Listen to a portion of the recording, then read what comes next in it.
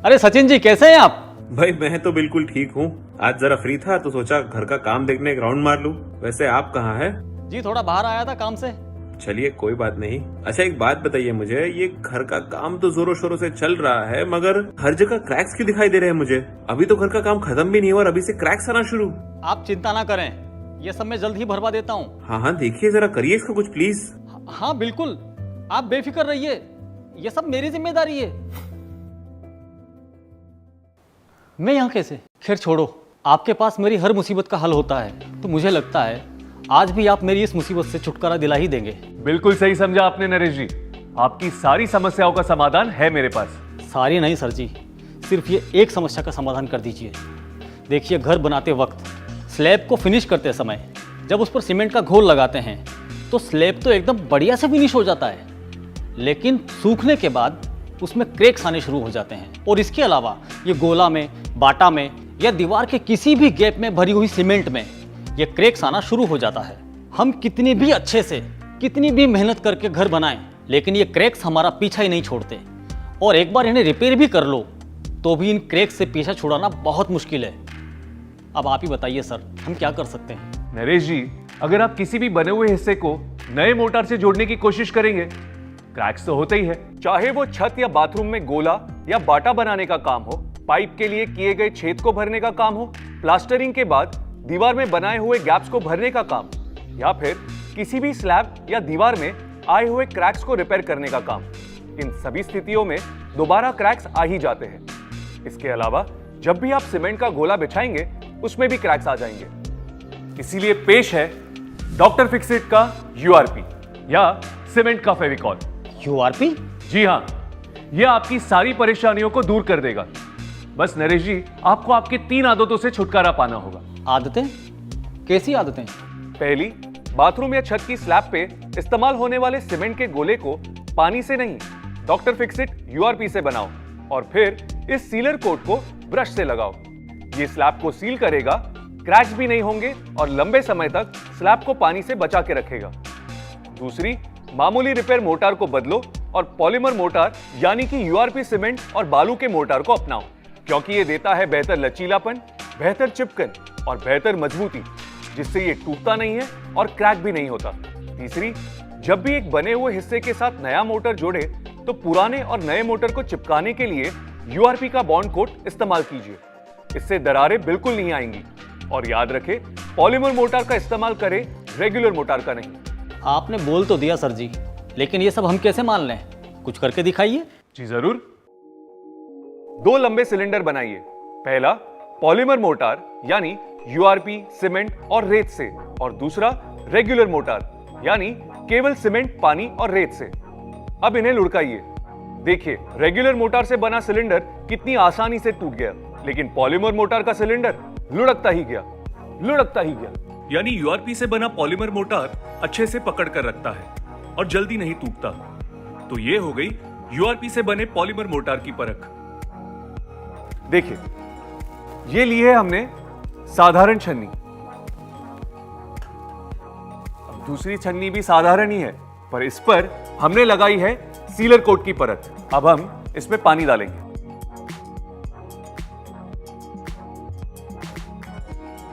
ये देखिए नरेश, देख पा रहे हैं आप? पानी की एक भी बूंद नहीं गिरी। अब सीलर कोट जो छन्नी में, जिसमें इतने सारे छेद होते हैं, उसमें से पानी निकलने नहीं देता, तो फिर आपकी किचन और बाथरूम क्या चीज है? तो ये हो गई डॉक्टर फिक्सिट यूआरपी के सीलर कोट की परत। ये है हमारा बॉन्ड कोट। अब आप अपना अंगूठा इसमें डालिए और उसके बाद उसे उंगली लगाइए। अरे ये तो चिपक रहा है, बिल्कुल फेविकोल की तरह। कहा था ना मैंने आपसे। तो नरेश जी, हो गई पूरी तसल्ली? जी वो तो हो गई, लेकिन ये सब करना कैसे है? कैसे बनाएंगे यूआरपी का सीलर कोट, पॉलीमर मोटार और बॉन्ड कोट? आइए दिखाता हूं तीनों को इस्तेमाल करने का सही तरीका। पॉलीमर मोटार बनाने के लिए 1 किलो यूआरपी को 10 किलो सीमेंट और 30 किलो बालू में मिलाइए।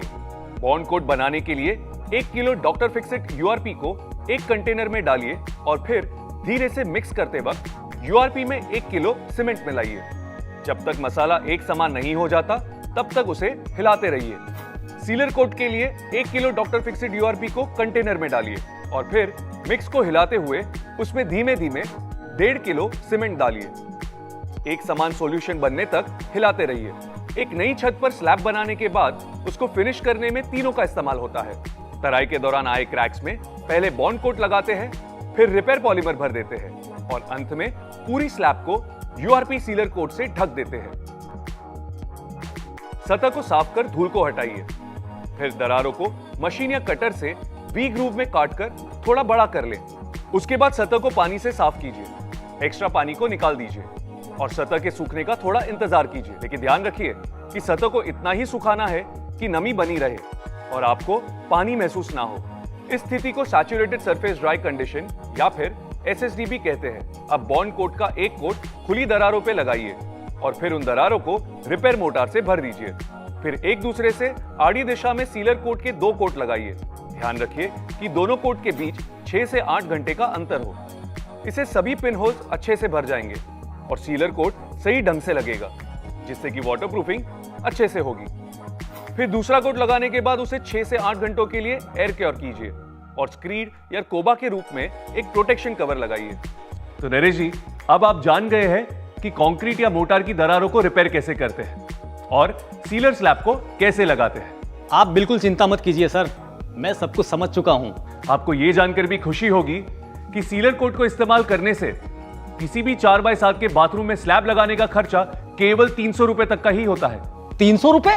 सर, इससे ज्यादा तो मेरा चाय पानी का खर्चा हो जाता है। तो नरेश जी, आपके चाय के खर्चे में एक बाथरूम की पूरी वाटरप्रूफिंग हो जाती है। अगर आप साधारण सीमेंट के गोले की जगह डॉक्टर फिक्सिट यूआरपी के सीलर कोट का इस्तेमाल करें तो उसमें दरारें बिल्कुल नहीं होंगी।